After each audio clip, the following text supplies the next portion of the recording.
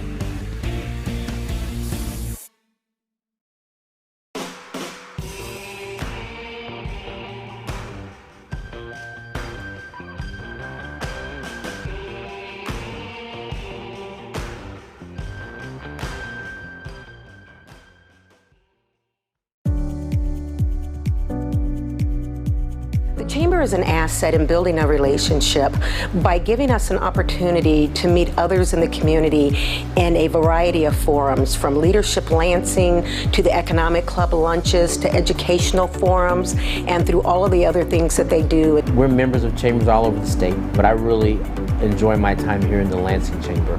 You know, they have a new perspective on things. They're open to new opportunities and ideas.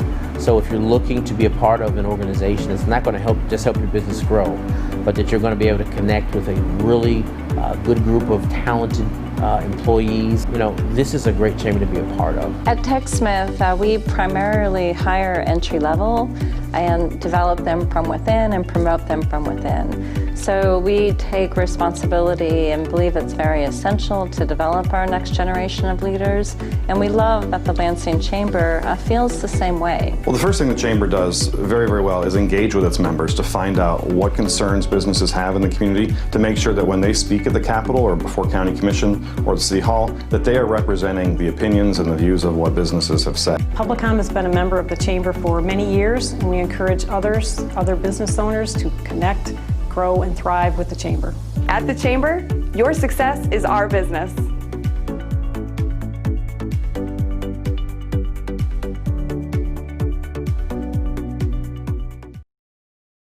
Hello, and thank you for joining us at today's annual Healthcare Forum. I'm Michelle Rahl, Vice President of Member Engagement for the Lansing Regional Chamber of Commerce. Our annual Healthcare Forum aims to address some of the most pressing healthcare-related topics that can affect the business community. 2020 has been a year like no other. As the pandemic stretched from spring, summer, into the fall and beyond, we began to hear more and more about the negative emotional toll that it was taking on our business professionals. Our program today aims to help our business professionals exit this pandemic as mentally and physically strong as possible. To speak more on that, we are pleased to welcome Dr. John Braccio, a fully licensed psychologist with Regional Psychological Services. Dr. Braccio will speak today on mental resiliency during the global pandemic. To ask questions of Dr. Braccio, we encourage you to use the Ask a Question function found within the Crowdcast platform. Also, use the chat function to connect with the other local professionals who are going to be joining you in today's presentation. I would like to thank our sponsors and partners for today's program. Our presenting sponsor, Blue Cross Blue Shield of Michigan. Supporting sponsors, McLaren Greater Lansing, Michigan Health and Hospital Association, Sparrow Health System, and Michigan State University. And a big thanks to our event production sponsors, Message Makers and Michigan Premier Events. At this time, I would like to turn it over to Kathy Brock, Senior Manager with Blue Cross Blue Shield of Michigan, who will also say some remarks and introduce today's moderator. Good morning, everyone. It is my pleasure to be here today representing Blue Cross Blue Shield and Blue Care Network of Michigan.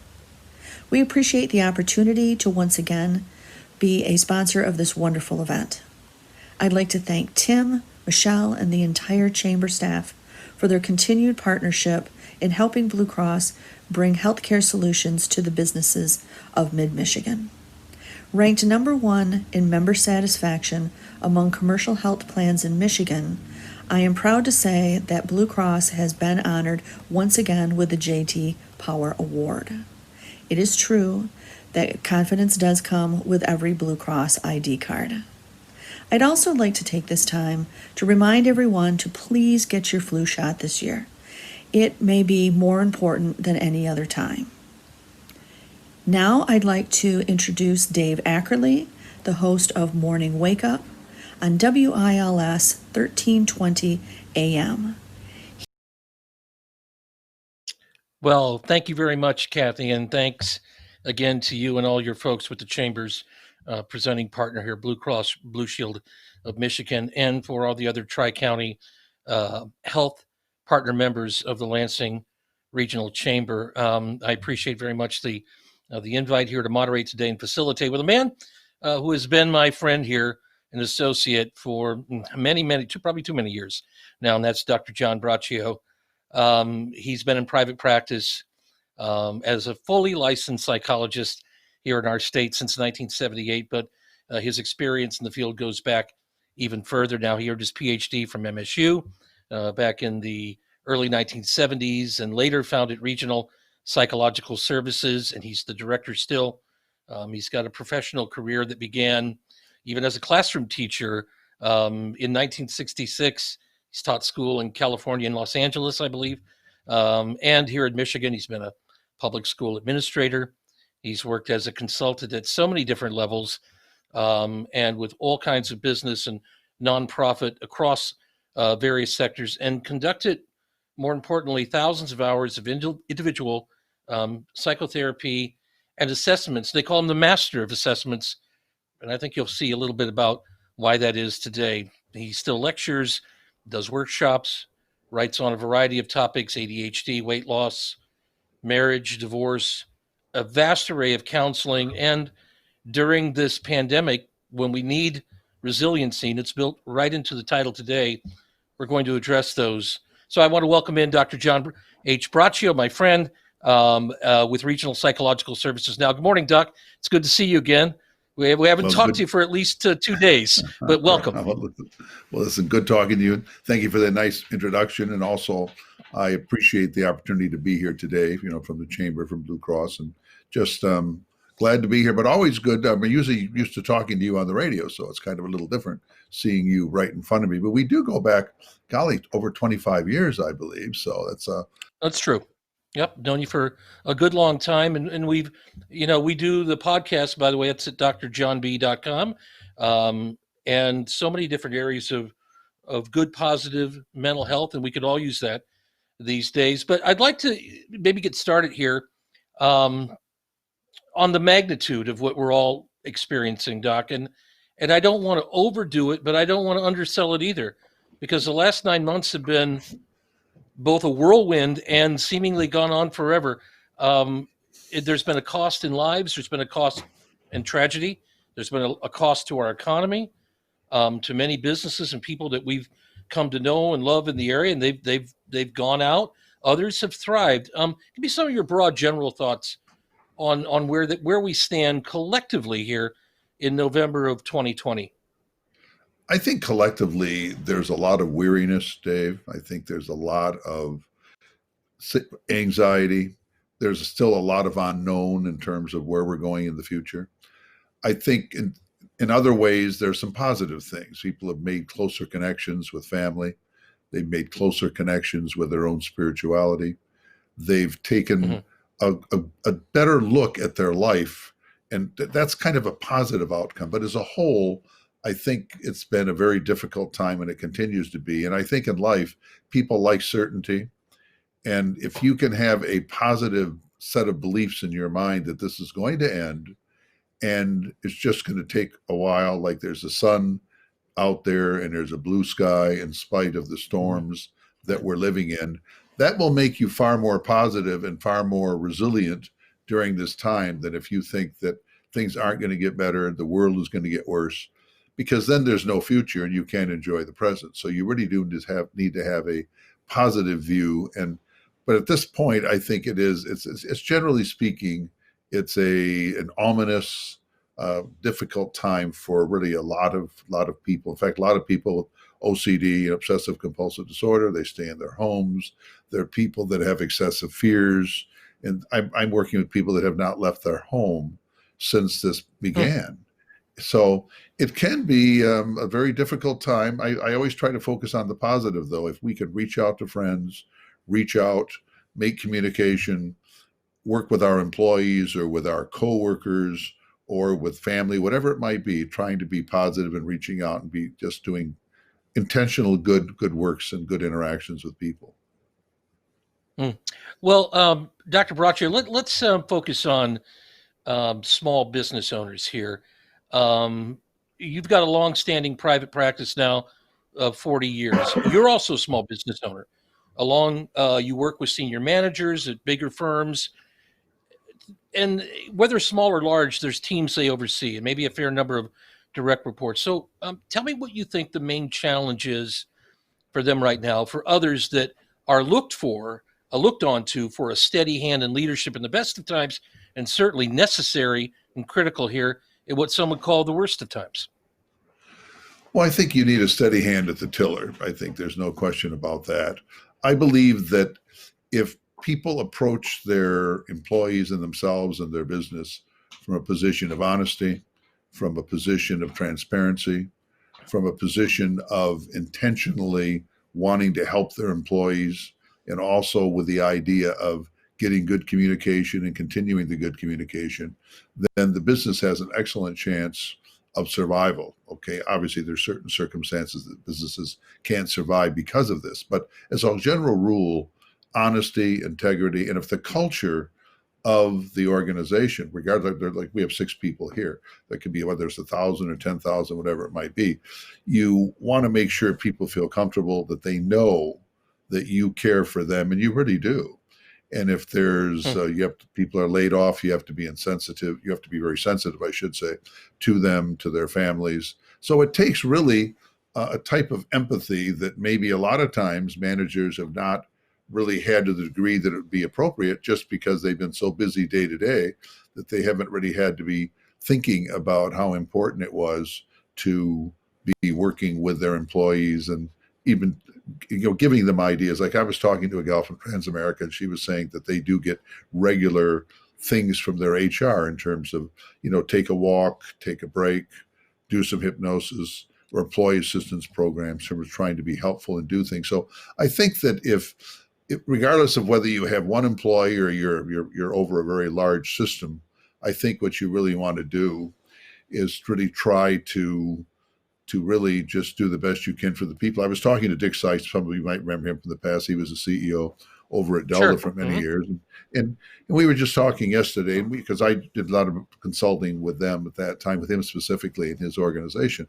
But things haven't changed. The goals then as now really are to what do people want? How do we get good communication together? How do we do things? How do we do that? So part of it really is communicating, interacting, being available, being trustworthy, but being transparent. If there are problems, let the person know.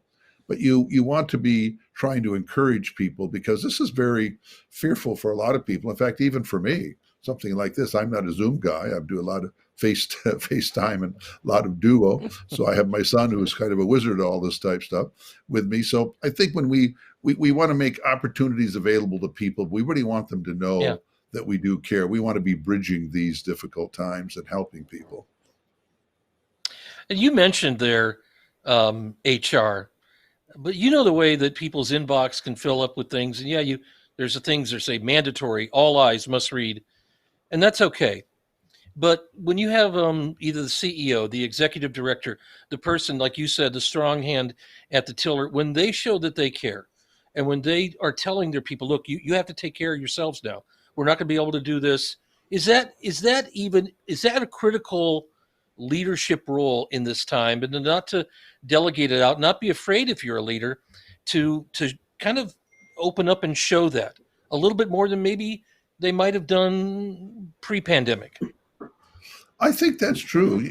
I believe that openness, transparency, honesty, empathy, these are all good words. They're not bad words. They're good words, and they're good for any time. And I think right when we're in a period where workers and families and people are really upset, concerned, not sure where the future is, I believe it's pretty important for the manager, to the owner, call it whoever you will, but the have to really be more sensitive and tuned in, because we also have to remember people that are working in a home. They may have 1,000 square foot home, which is nothing wrong with that. But if you've got 4 kids and you have a spouse working at home, it can really be difficult. I mean, even in a 10,000 square foot home. I'm just saying that there are difficulties, and we need to be aware, and we need to be honest with people and say, look, tell me what your issues are. What are your concerns?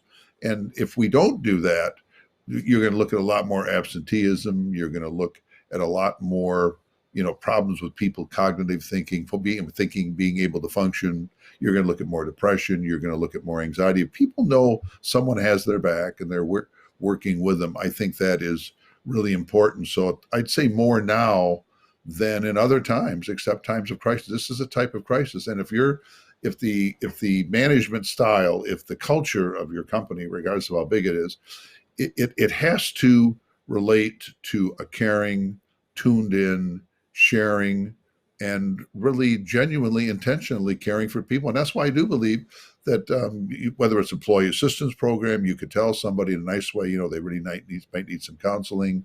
You might suggest they do some meditation, hypnosis, seek out therapy, whatever it might be, just trying to help. Because if you've had a staff person working for you a long period of time, and all of a sudden you lose that person, then that's not only bad for the person, maybe, but it's really bad for you too. So these are times of really being perceptive, tuned in, working, and realize that there'll be, if you have some people working from home, some people working in the office, there may be some they don't like that either. Some maybe want to be working from home and they don't like working in the office. So you're going to have to, everybody's going to have to be a little bit of a psychologist, whether that's their style or not.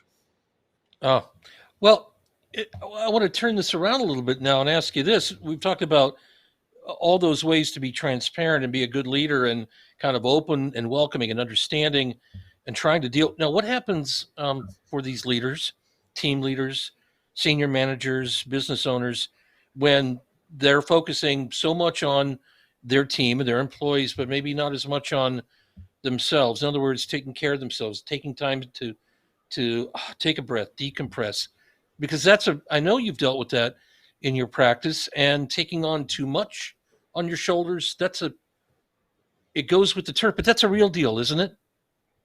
Listen, absolutely. There's no question. It's really critical that, in fact, this is true for everyone, but we all need to be hydrated. We need to be taking nourishment. We need to be sleeping. We definitely need to take care of ourselves. Whatever role you are in the world or in the system, we're talking about work system, you need to be taking care of yourself physically, emotionally, and I think spiritually too, in many ways, depending on the person. And if you don't do that, you're going to have a lot of issues. But clearly, we all need family, we all need friends, we all need relationships, and that's part of what we're doing too. But if somebody is working 80 hours a week, that isn't really going to work. Okay, I just talked to a client of mine and she commented that they were offered, if they worked 2 weekends, they would be paid $1,500, which is really, that's good. Nothing wrong with that at all. She and her husband talked, and they decided, with all the pressures they're having, that they weren't going to do that they would be better off not doing that. That was a case of taking care of themselves, meaning you can't just look at income. There are times that you have to look at your own mental health.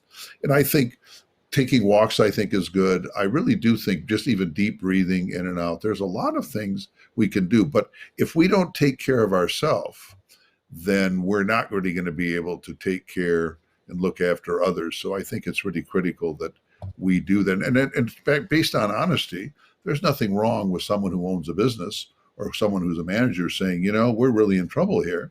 And the idea is we need to be working smarter. We need to be working more as a team. We need to try more things. There's nothing wrong with doing that. You don't want to just come out and be, howdy doody, and all of a sudden come out and say, well, I'm going to have to lay off 3 people because we're not generating sufficient income. So I think honesty, and people, I think, are more responsive to interacting and working if they know the person they're working with is honest. But again, that they know they're taking care of themselves and you're taking care of yourself. Really critical. Hydration, sleep, food, spiritual. These are all critical things for people.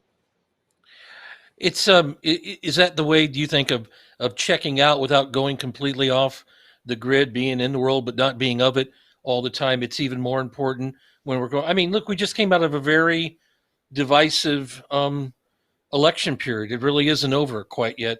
My phone, I'm sure yours, was blowing up all the time. Social media is off the rails. And now you're dealing with, in the business environment during a pandemic, maybe a workforce and a team that's split politically. What kind of advice would you give along those lines right now?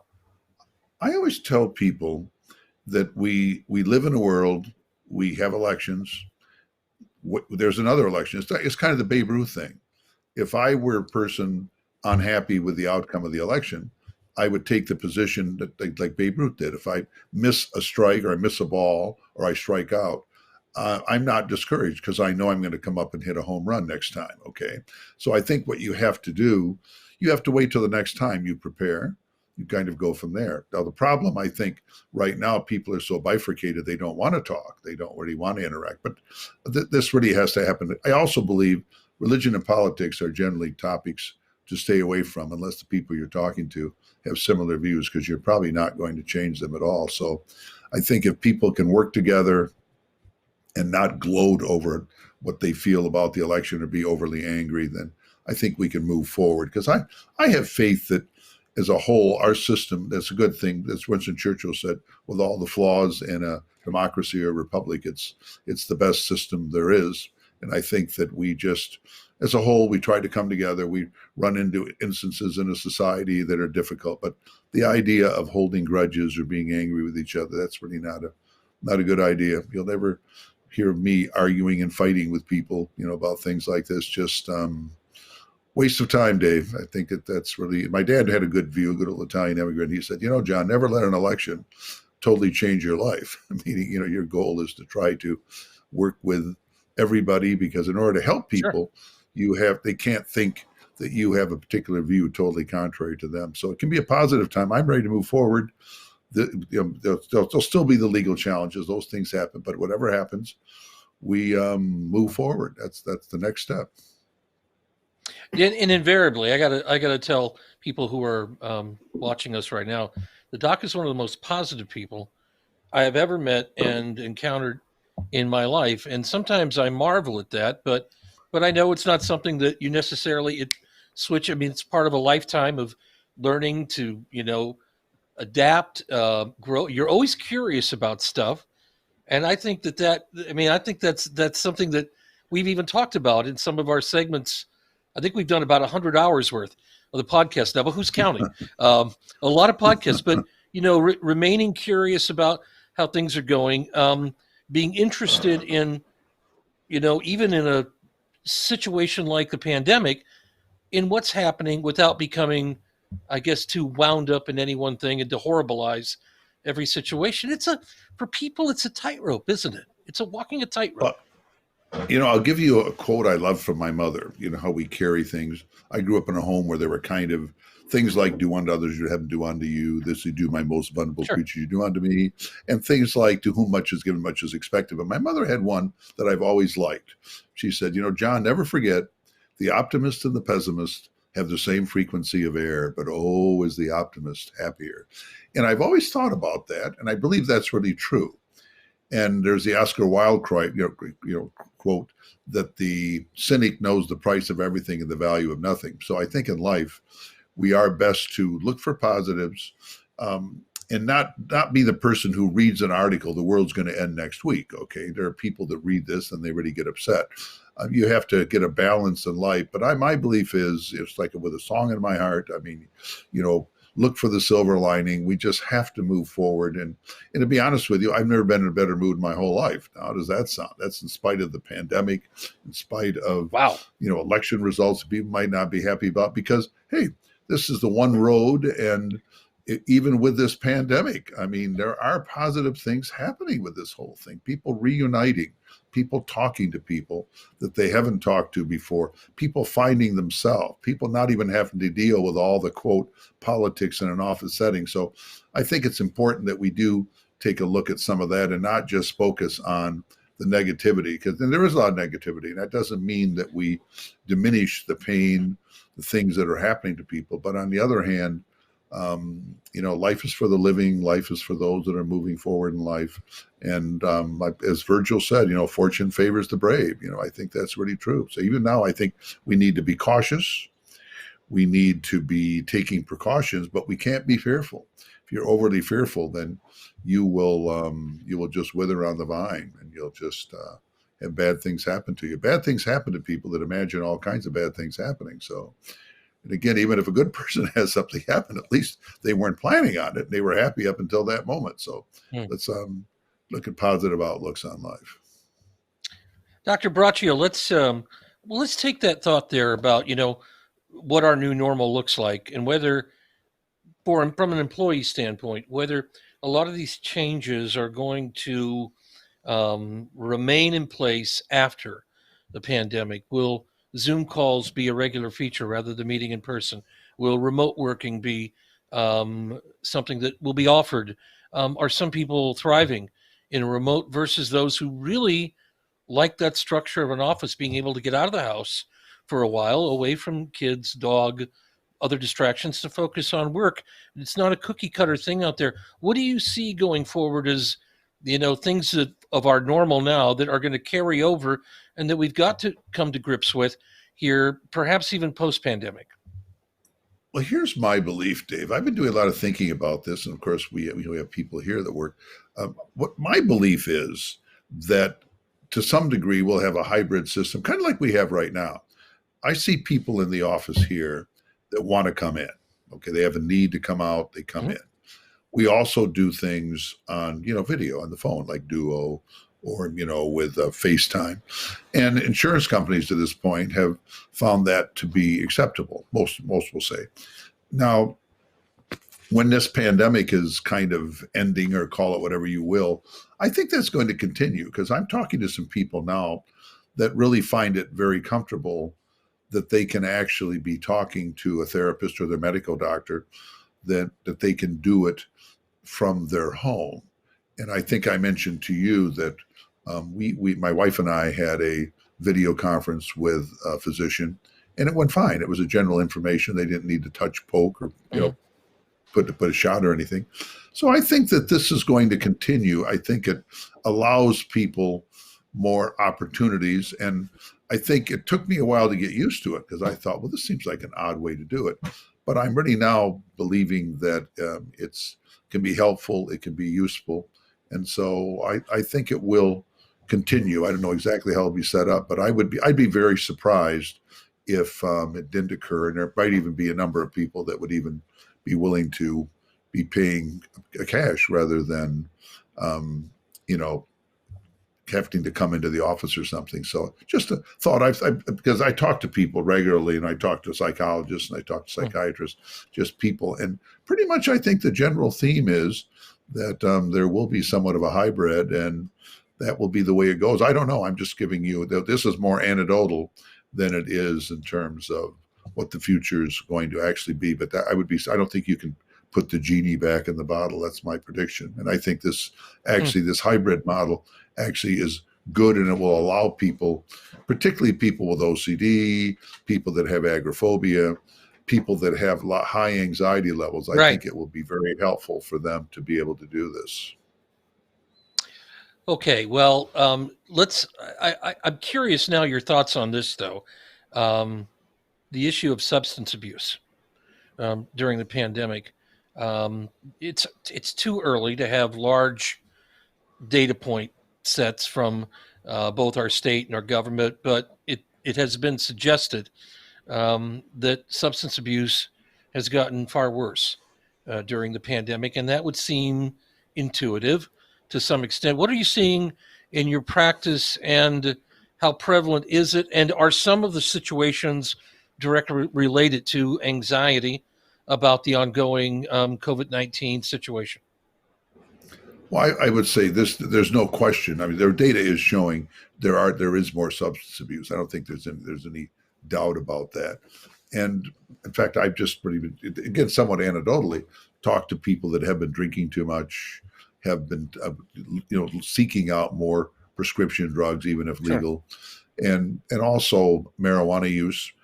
Even if it's legal, there are people that begin to realize that they're becoming too dependent. Being dependent on something is not good at all, and people begin to see that. So I have no doubt that is definitely true, and it's particularly true for people that are isolates, people that don't have people to talk to. It's so it definitely is something that we're going to see a lot of. And the problem with alcohol abuse, often or too often, people that are drunk, I mean, they're abusive. They do things, they say things that are really inappropriate. So I think when we look at this, there's going to be there'll be even overdose deaths. There's a lot of this is, even though it has a mental health basis, it is resulting in the physical, which is really not not good at all, Dave. So I think alcohol use, substance abuse, too much use of prescribed drugs, and overuse of something like marijuana, that is kind of a danger. It's like this. It's Aristotle's summum bonum, the golden mean. And I think extreme Mhm. situations often bring out extreme behavior. So I have no doubt that it's an issue, and I see it. And I hear people talking about it. In fact, I was just talking to a couple, and the wife is concerned that the husband is drinking too much, and he said it helps him relax, and like 12 beers every day, that type thing. And this is a person who may have a beer or two every now and then, but leading to issues, in the home. And the odd thing is, somebody would think nothing of drinking 2, 3, or 18 beers or 12 beers, but they would be opposed to taking Lexapro for anxiety or Xanax every now and then. So it's kind of a strange kind of a world that a lot of people that could Why be do you helped think with. that is, Doc? Why do you think Well, that is? I think if I can take men as a whole, I think a lot of men, Okay. particularly maybe even little older men, they don't like the idea of taking a medication. They think it's kind of a sissy, silly kind of a thing, and they would rather just have a drink, okay, or maybe many drinks. And of course, the problem with that is, if you just have one drink, you can have two drinks, and there is kind of a twilight zone in drinking, where you can kind of enjoy it a little bit, like the buzz, and then you cross Mhm. over into the next stage. So, but it's something. There's no question it's happening out there, and in homes that where this occurs, it can lead to more child abuse, more spousal abuse, and there's a spike. That, in fact, one of the problems, in fact, this is pretty much out in the open, that that that when there's less reported child abuse or spousal abuse, it often can be occurring because schools aren't in session.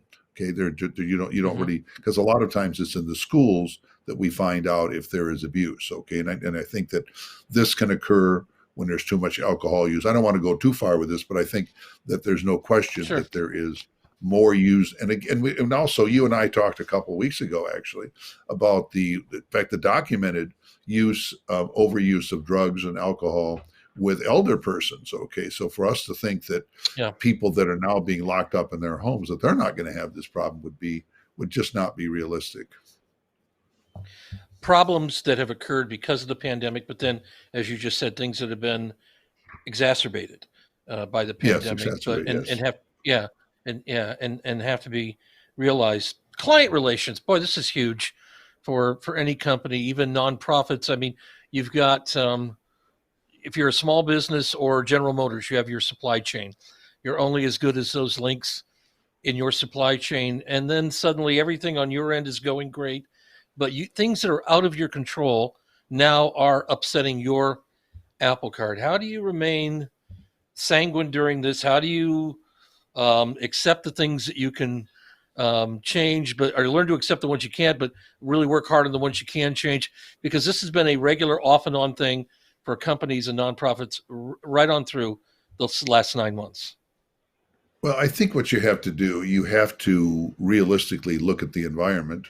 You have to realistically look at how your business plan relates to the current circumstances. You need to have a business plan that can adapt, can have resilience, I guess is a good word of what we're talking about here today. And I think part Mm-hmm. of it is you want to have staff that are doing okay.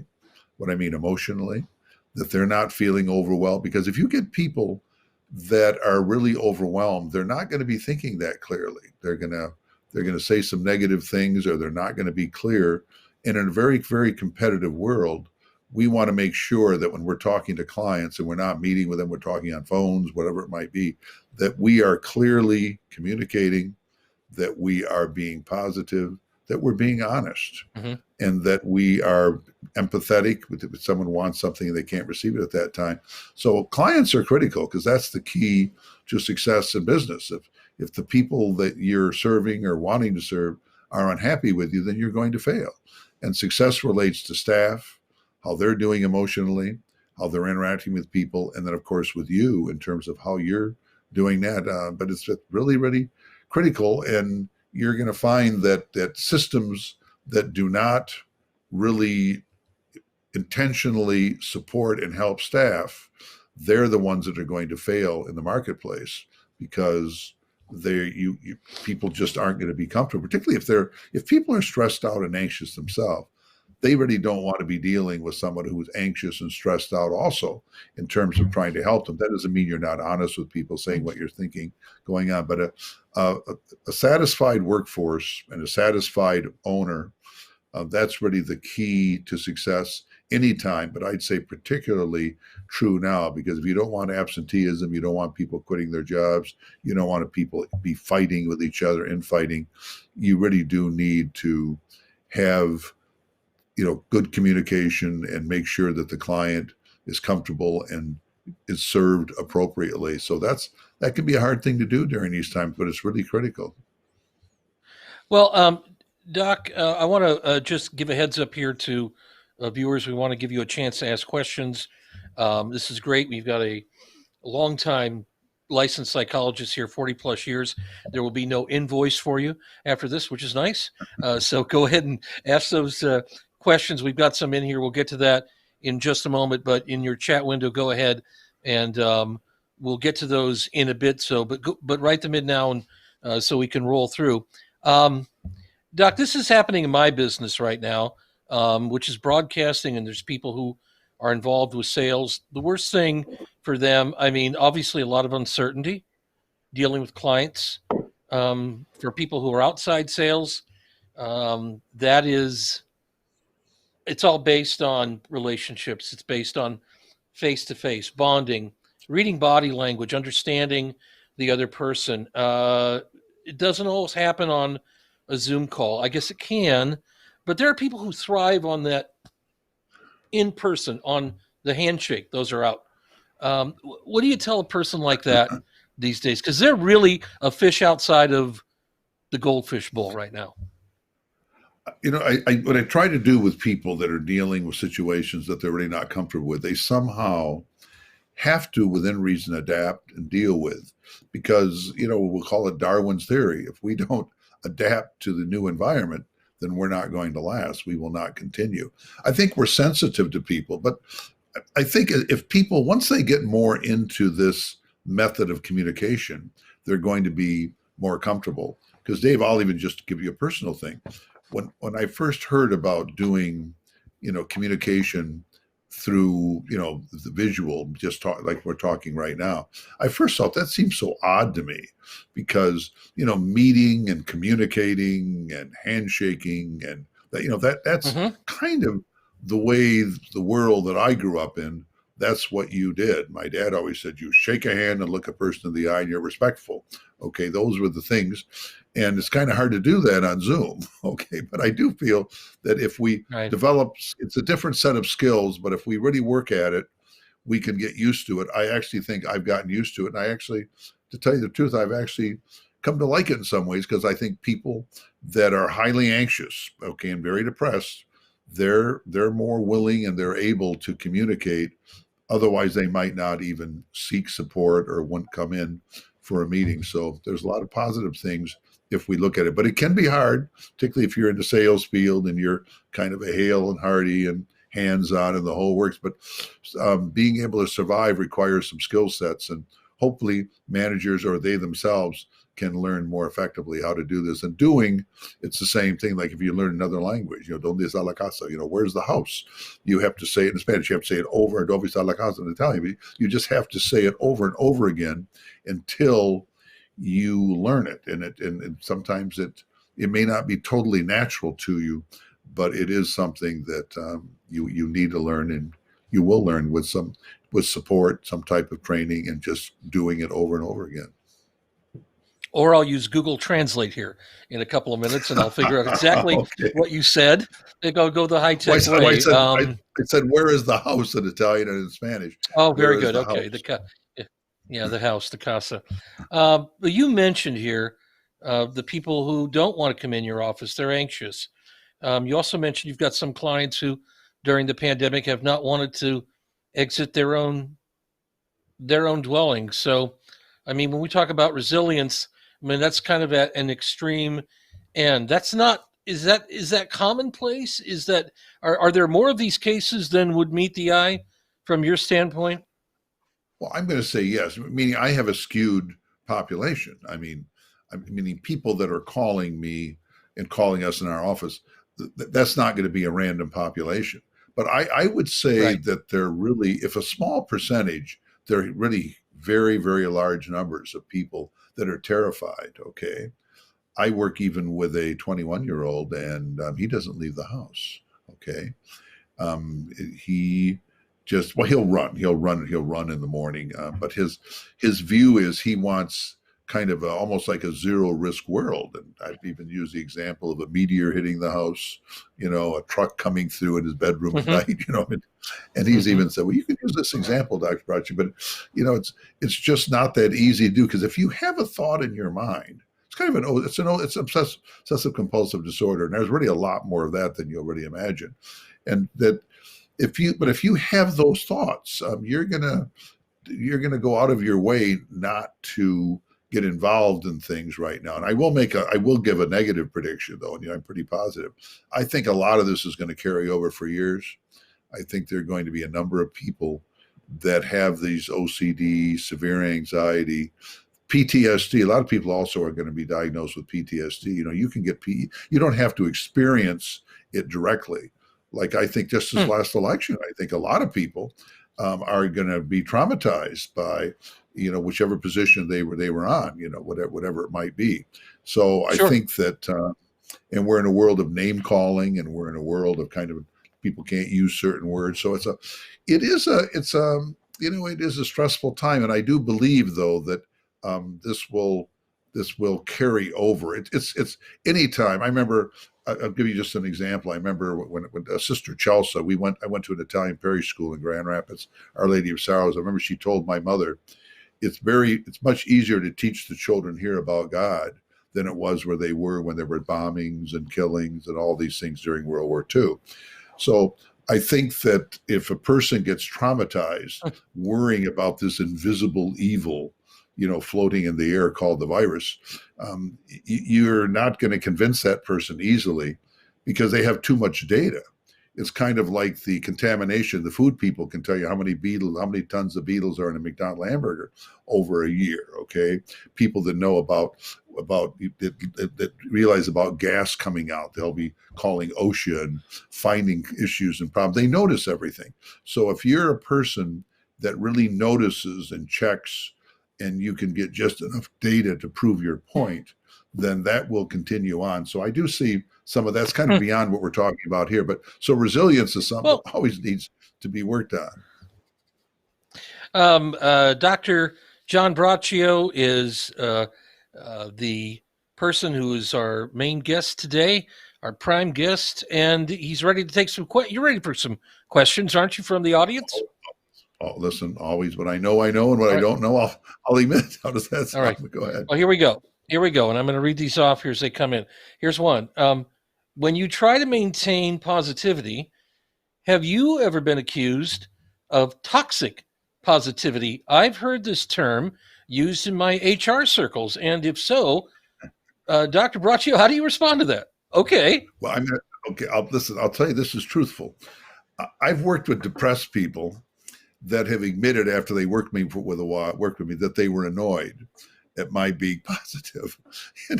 And my view is, you're depressed and I'm not. So let's not have me become like you. Why don't you try to get more like me? Now, Okay. I'm a realist. I mean, I do realize there's evil, there are bad people, bad situations, and I recognize Okay. that. However, my point is, I don't focus on that. I try to lead a life with people I love and I care for. And I have a wonderful wife, wonderful children, grandchildren, a number of really good friends. Okay. And I like that. I like a peaceful world. I mean, I don't seek people I'm going to fight with. Okay. I don't mind people I disagree with, but in terms of people are respectful and good. But my view is, if you're howdy doody, if you're utterly, unrealistic, like, I'm invincible, no way am I going to get this virus, ha ha ha. Well, then you're not being realistic. Within being Right. positive, Sure. I like the Babe Ruth idea. You strike out and you can't wait till the next time up because you know you're going to hit a home run. Same thing with Edison when he couldn't make the light bulb. But then when the person asked him, "Are you discouraged? What 500, 1,000 times you can't make a light bulb?" And he said, "No, I know of 500 ways that you can't make a light bulb." So I think in life, if call it toxic, call it. I've always loved Mario Lanza's voice, the most beautiful voice ever in my mind. Died in 1959. Just letting it roll. So you have to just with a song in my heart, you have to really in life be positive. Don't get into all the negativity. Oh, life is too short. We're here a brief period of time and then we move on. So we want to All right. leave a legacy. That's kind of where we are. So if I have toxic positivity, I love it. Thank you.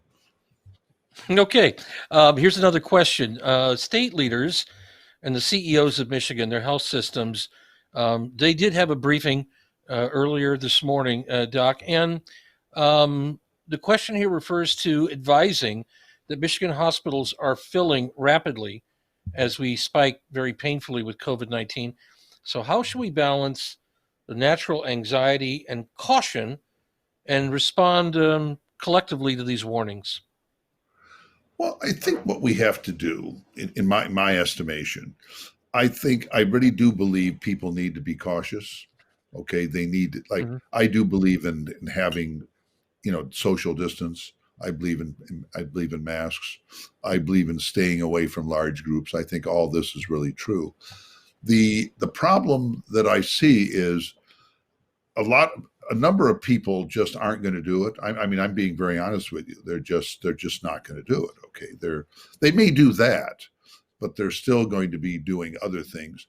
I think there has to be an attempt to pull people together, and I think leaders have to quit being toxic. I mean, they need to find a way to get along. Okay, I think that becomes a key thing. But I also believe that it's kind of an odd age that no one seems to believe anybody, or they only believe their own sources. So it is a difficult thing. I do believe, though, we have to work together. We have to set up rules. We have to do things. I think the governor tries that. I think certainly people from health departments try to do that. The problem is, I think a lot of people don't believe. I'm a realist. I remember someone just accused me of maybe toxic positivity, but this is one that I feel I'm not that positive on in terms of the fact of everyone doing it, but the right thing. But I feel if we promote it, Delenta as Carthago, the famous thing, Carthage must be destroyed, Scriptu Africanus every day, over and over and over again, till someone kind of gets it. I think that is an important thing, but it is difficult when large numbers of the population are not willing to adhere to what are necessary Sure. standards. Right. So it is a problem. I mean, I can't deny that. I hope and pray that some of these things will work better. And I guess we just if each of us becomes a messenger and tries to help people with us, we'll be doing a good job. Doc, I want to, I figured I want to ask this question. I thought we would get this, something akin to this, and we did. Do you have any suggestions on books or publications that you find helpful in your life and that may be helpful and assist those who are attending today or watching maybe at a later time this webcast? What do you think? Well, actually, a number of things. I'll tell you an odd. Wayne Dyer just died here recently, and I didn't care as much for things he wrote later in life, but back in the 70s, he wrote Your Erroneous Zones and Pulling Your Own Strings. I think these are really great books. I think they're really good about not playing the victim, about moving forward. I think Viktor Frankl, The Meaning of Life, that's really very critical. He was a doctor that was in German concentration camps. They never killed him. And he tried to figure out logotherapy. He tried to figure out what keeps people living. Because in those concentration camps, all you had to do was touch the fence, high voltage, and you would die. And he found that people wanted to live, that wanted to get even. They had a reason to live. They wanted to see other people. I find that is another a very, very good book. I still like The Road Less Traveled. And I like basically, I like books that have personality to them. And believe it or not, I like a lot of military books of all things. I mean, something that no one's going to have big interest in, I don't think. I also love the Cicero, many of the things that he wrote, ancient times, his things on, on old age, on, and I mean, so many things, but we're kind of in an age where a lot of times people don't read things with a lot of depth. But those are the kind of books that I enjoy, and I also believe that if we can find things that relate to our personality, relate to what we particularly like. But those are some, and I'm constantly, reading books, in terms of parachutes, in terms of, anything related to psychology. So I guess that those are a few books, and actually they're not even some of the books I'm reading right now. How does that sound? But those are kind of those that I fall back on. And you keep reading, but the ones you reread are the ones that make an impact on you. And you mentioned the Romans. I mean,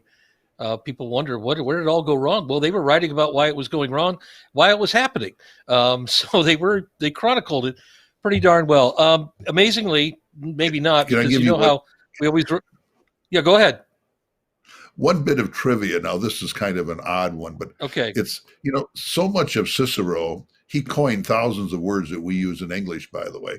But the thing about him, the Christian fathers liked him. So pretty much his work came through unimpeded. So we actually have so much about that period, the rise of the Republic, or the fall of the Republic and the rise of the Empire, because of people like him, Caesar's Commentaries, Sallust, who is another historian. So it's kind of an odd thing that so much that comes to us comes from that period. I've always been fascinated with reading, and believe it or not, even in this day and age, you can still read some of these folks and learn a lot. I mean, there's so much, because a lot of it is just information. William Hazlitt, now not to bore you again, but William Hazlitt is my favorite writer in English. He wrote a library, by the way, back in the early 1800s. William Hazlitt, great essay writer, great viewer of art, drama. But go ahead. Didn't mean to bore everybody on that. No, not at all. We are through our allotted time, Doc, here, and it's always a pleasure to talk to you. I know we'll keep it going, and you can go to hear many areas of mental health. The podcast are at drjohnb.com. I'd like to thank the Lansing Chamber today, and I know you would too, for inviting us, Steve Japping, Tim Damon, Ashley. And again, we hope it's been some help as we covered some topics about resiliency during this global pandemic. Good to see you again, Dr. John Braccio. Thanks for being here. Listen, thank you. It's been a great time. I wish we had a couple days to do this, Dave. A lot of things All right, to talk we'll send about. It back now. We'll send it back to Michelle Rawl. Thank you to Dr. John Braccio for joining us today and for this important discussion on mental toughness and resiliency. It reminds me of my favorite quote on resiliency. An oak fought the storm and was broken. A willow bent when it must and survived. Thank you, Dr. John Braccio, for showing us how to be a willow and not an oak. Again, for more information, please make sure to follow the Chamber on our social media or visit our website at lansingchamber.org. Thank you.